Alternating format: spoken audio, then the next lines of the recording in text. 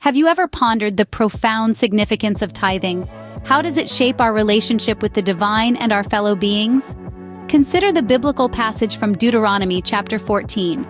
It presents a detailed discourse on tithing and its implications, both spiritually and practically. Thou shalt truly tithe all the increase of thy seed, that the field bringeth forth year by year. This statement underscores the importance of giving a portion of what one reaps. The increase of thy seed symbolizes the fruits of your labor, your earnings. The act of tithing, giving 1/10, is a gesture of gratitude towards the divine, acknowledging the divine's role in your prosperity.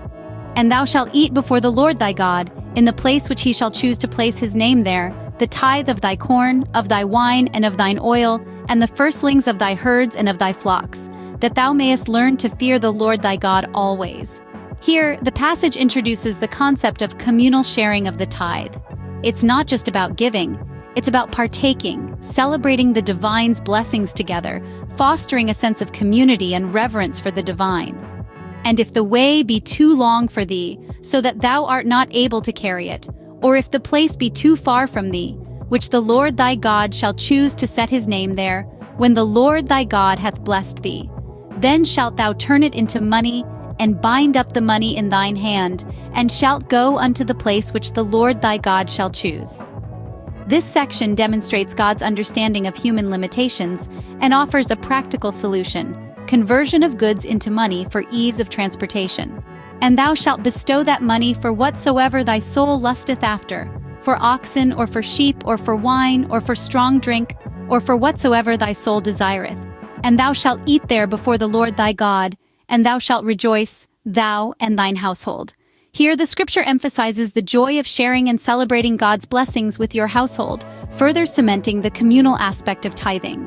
And the Levite that is within thy gates, thou shalt not forsake him, for he hath no part nor inheritance with thee.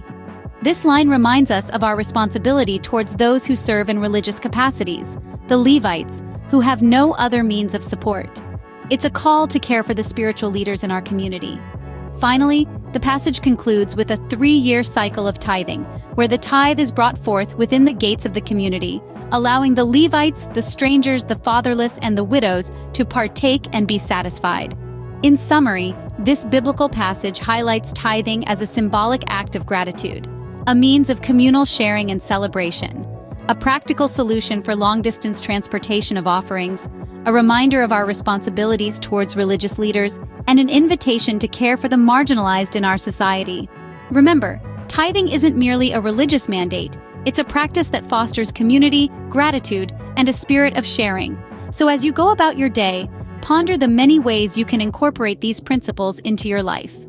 Remember to share this video with those you think might benefit from it. And if you haven't already, consider subscribing to the Closer to God channel. Your support helps us continue to provide content that brings us all a little closer to the divine. Until next time, stay blessed. Did you know? The word tithe that we often use originates from the Old English word tiagotha, which literally means tenth. So when we talk about tithing, we're directly referring to the ancient and meaningful practice of giving away 1/10 of our earnings. Interesting, isn't it? Tithing, therefore, is not just a spiritual practice, but it also has a deep linguistic root that connects us to our history.